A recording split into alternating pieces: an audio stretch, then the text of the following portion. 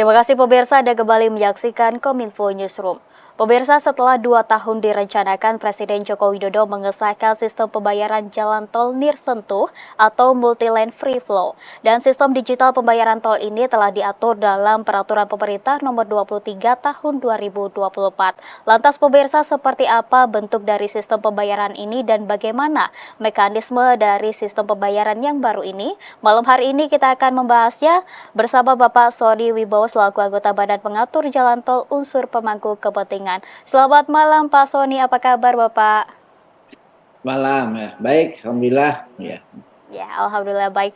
Pak Sony, malam hari ini kita akan membahas mengenal multi-lane free flow bayar tol tanpa berhenti. Nah, Pak Sony, sebelum membahas lebih jauh terkait bentuk dan juga mekanisme dari sistem pembayaran tol yang Nirsentuh ini, sebenarnya apa sih Pak yang melatar belakangi adanya perubahan dari sistem pembayaran yang awalnya secara cash, kemudian kemarin secara tap kartu dan saat ini berubah menjadi Nirsentuh begitu Pak Sony. Apa yang melatar belakangi hal ini Pak Sony?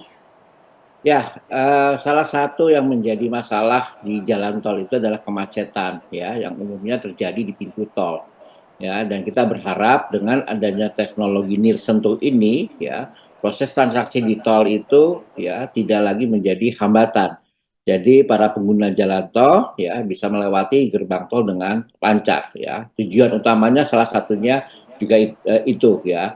Terus yang kedua, yang lebih penting lagi adalah dengan adanya eh, jalan tol Nirsentuh ini, ya, kita mempunyai data pergerakan real time, ya, para pengguna tol, sehingga ini akan sangat memudahkan buat kami sebagai pengatur jalan tol untuk mengatur, ya, melakukan kebijakan-kebijakan, ya, mengkoordinasikan jaringan jalan tol. Jadi kita tidak melihat jalan tol hanya sebagai satu link, tetapi sebagai jaringan jalan tol. Pengaturannya seperti itu nantinya.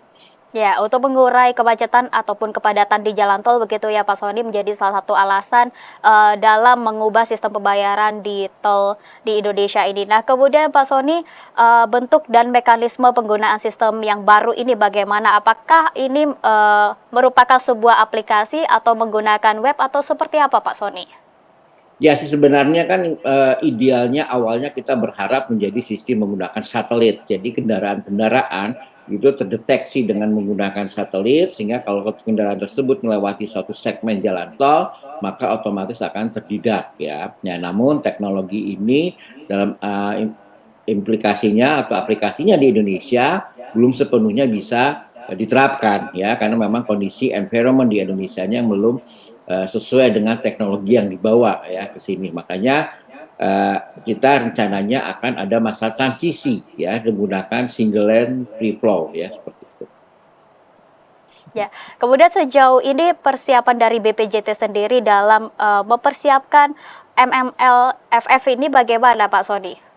Ya, karena tadi saya katakan bahwa teknologi dari MLFF yang dibawa ke Indonesia itu ternyata tidak eh, langsung match, ya, dengan environment di Indonesia, ya, karena kita tahu sendiri, ya, di Indonesia itu di jalan tol pembayarannya menggunakan pembagian golongan, ya, 1 sampai 5 bahkan 6 kalau ada sepeda motor, ya. Kemudian juga sistem database plat nomor di Indonesia, ya, yang belum mencerminkan bahwa itu adalah pemilik kendaraannya, ya, yang bertanggung jawab terhadap kendaraannya.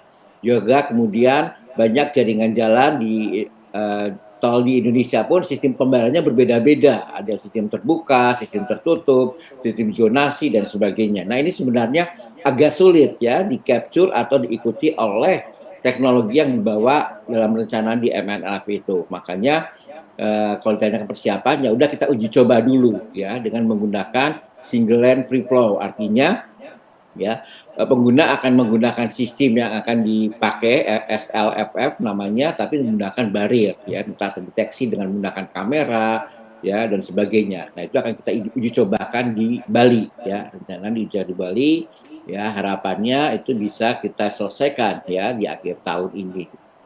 Ya, ya Pak Sony tentunya dalam mengoperasionalkan sistem ini tentunya BPJT tidak bisa sendiri begitu ya Pak, perlu kerjasama dari pihak kementerian maupun lembaga terkait. Nah sejauh ini pihak dari BPJT sendiri sudah menggandeng pihak kementerian lembaga dari mana saja Pak Sony?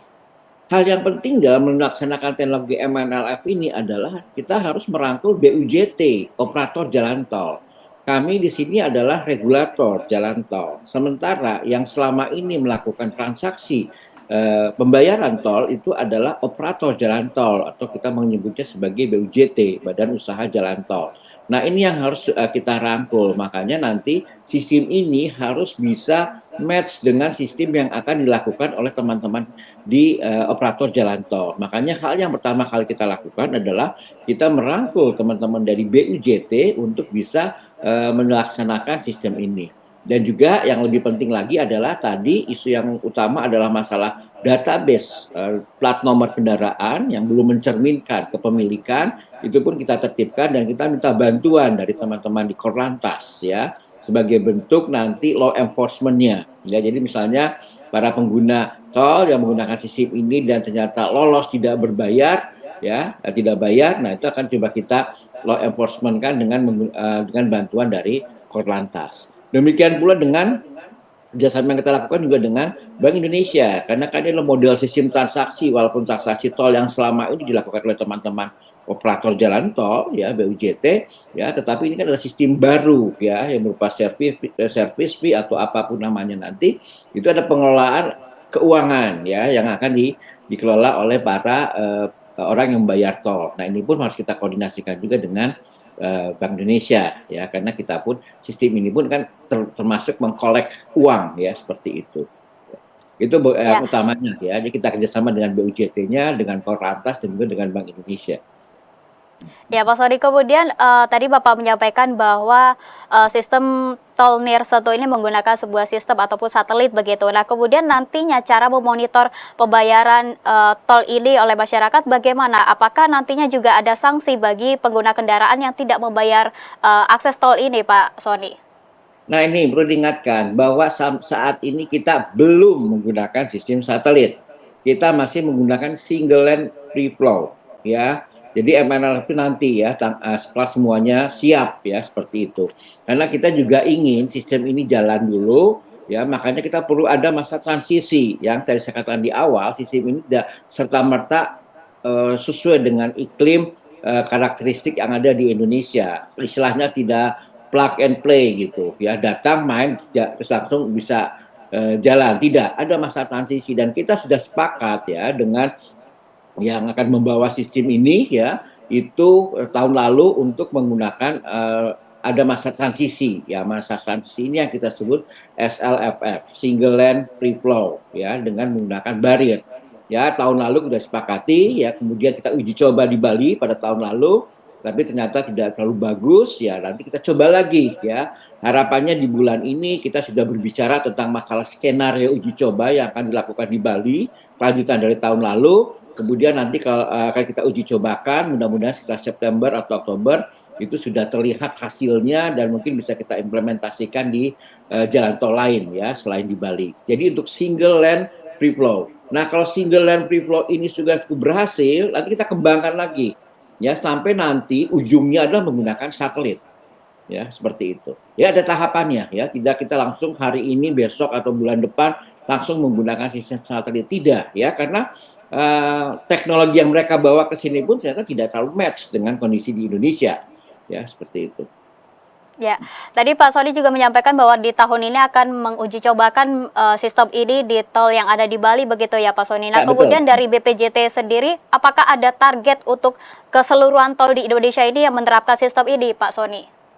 Ya, kita berharap ya, sangat. Jadi makanya uji coba yang di Bali ya, yang kita diskusikan di bulan Juli ini ya, itu menjadi penentu ya. Kalau memang ternyata uji coba di Bali ternyata tidak berhasil, ya mungkin kita harus berpikir teknologi menggunakan yang mereka tawarkan itu mungkin tidak applicable dengan kita gitu. Makanya sangat menentukan.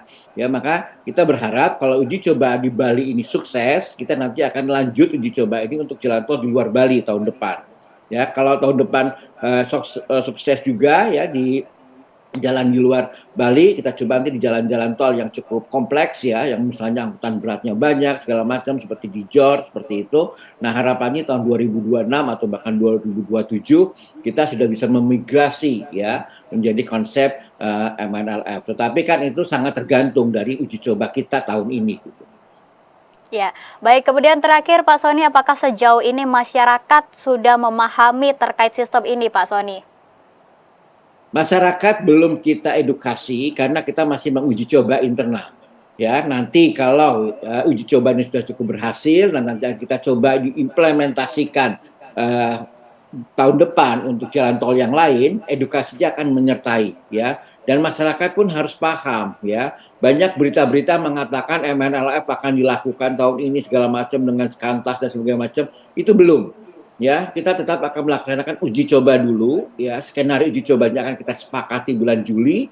Nanti kita akan lakukan uji cobanya. Setelah itu harapannya September jadi ya, September ada hasilnya lah ya, sehingga nanti kita bisa menentukan oke, akan kita coba lagi di tempat mana lagi ya, seperti itu. Jadi buat masyarakat bersabar dulu lah ya, bersabar dulu bahwa MRLF itu mungkin baru kita terapkan dalam bentuk single lane free flow, itu pun paling cepat itu sekitar tahun depan ya, karena kita harus uji coba dulu, kemudian dicoba lagi di apa di tempat lain selain di Bali ya, seperti itu. Nanti akan kita coba di beberapa tol lebih banyak lagi ya. Mungkin disitulah kita akan coba mensosialisasikan, tetapi tetap yang kita sosialisasikan ke masyarakat adalah yang single lane free flow itu ya. Nanti kalau yang kita masuk ke era multi lane free flow itu akan ada lagi gitu. Jadi bersabarlah buat masyarakat ya terkait dengan MNLF ini ya.